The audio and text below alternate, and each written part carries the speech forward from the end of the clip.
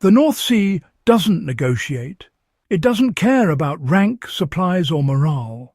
It strikes with relentless force, ripping apart anything foolish enough to stand tall and exposed. Yet in 1940 and 1941, Allied troops endured months on that coastline without being blown into the water. Not because they were tougher than the storm, but because they stopped pretending tents could win a fight they were never designed for. This was not a story of grit. It was one of engineering humility. The World War II era quietly produced some of the most effective storm-resistant shelter concepts ever tested under fire, and the lessons they left behind remain relevant for survivalists, historians, and anyone who values practical knowledge. Traditional tents failed almost immediately when the North Sea winds arrived, and the problem wasn't weak canvas or flexible poles. The true failure point was geometry. Vertical walls acted like sails, giving the wind something to grab. Guy lines snapped under repeated gusts, poles flexed until fatigue took over, and even when a tent remained upright, violent flapping shredded fabric stitch by stitch. Condensation compounded the problem.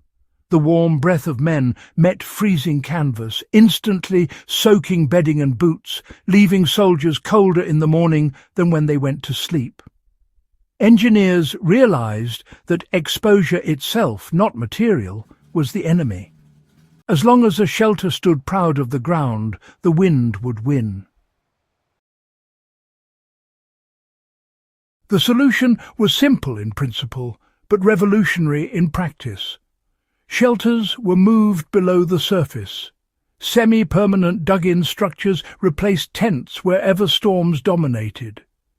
Sometimes these were steel huts when logistics allowed, other times timber frames, corrugated metal, or any salvageable material.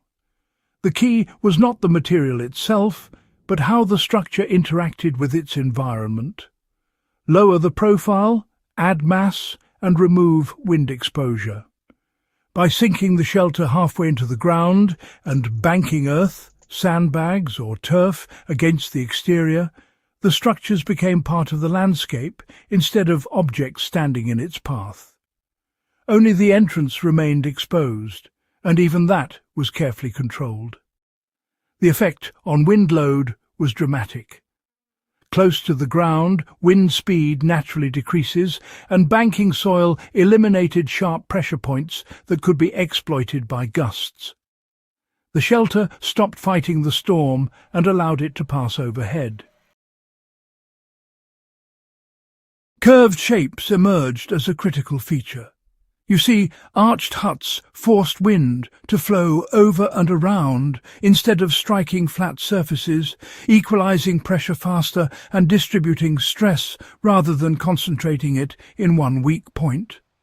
Even improvised shelters followed this logic. Log roofs were cambered and buried under soil, creating a rounded profile. Form mattered more than material, a lesson still overlooked by modern survivalists. Corners and vertical walls were weaknesses, but curves allowed for strength and resilience without requiring exotic or heavy materials.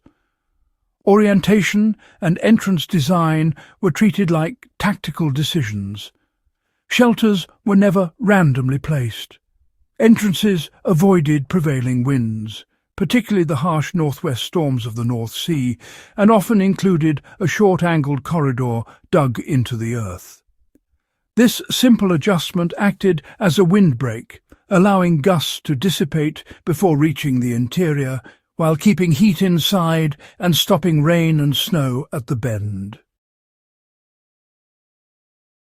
Internal air pressure stabilized, eliminating the bellows effect that sucked warm air out and chilled occupants. These subtle details transformed living spaces from freezing, miserable tents into sustainable shelters that allowed soldiers to function, work, and survive for weeks on end. Inside, every design choice had a purpose. Floors were raised with duckboards or packed gravel to keep moisture away from bedding. Stoves were positioned centrally under curved roofs to circulate heat evenly. Condensation dropped sharply as a result, and interior surfaces remained closer to ambient temperatures, preventing cold flashes when winds shifted. In practical terms, dry air preserved heat far more effectively than any insulation thickness could, making moisture management the single most important factor in habitability. By addressing wind, shape, orientation and moisture control, these WWII shelters created livable conditions where tents could not. The adaptability of this system was extraordinary. Steel huts were not always available, yet the same principles applied to timber, scrap metal and even simple trench shelters with log roofs. Materials varied, but the core rules of survival engineering did not.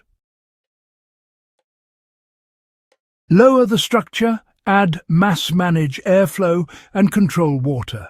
Apply these principles and the result is a shelter that can withstand forces far greater than any standard canvas tent. These were not classroom experiments. They were solutions forged under the unforgiving reality of storms where failure meant hypothermia and operational collapse. Results, not theory, dictated design. The lessons from these shelters are as relevant today as they were 80 years ago. Fully exposed structures fail in high winds. Rounded or sloped surfaces outperform vertical walls. Angled entrances break wind pressure lines and conserve heat. Moisture must always be managed with raised platforms and drainage systems. Every decision matters because survival depends on it. Understanding how soldiers survived the North Sea is not just history. It is an evergreen guide to practical, field-tested survival engineering that transcends materials, tools and technology. If you found this insight into WWII survival shelters valuable, don't stop here. Share this with fellow history enthusiasts. Subscribe to Warcraft Survival for more deep-dive, research-driven content, and leave a comment with your thoughts or experiences building extreme weather shelters. Knowledge like this is meant to be applied, preserved, and passed on, not just admired from a distance.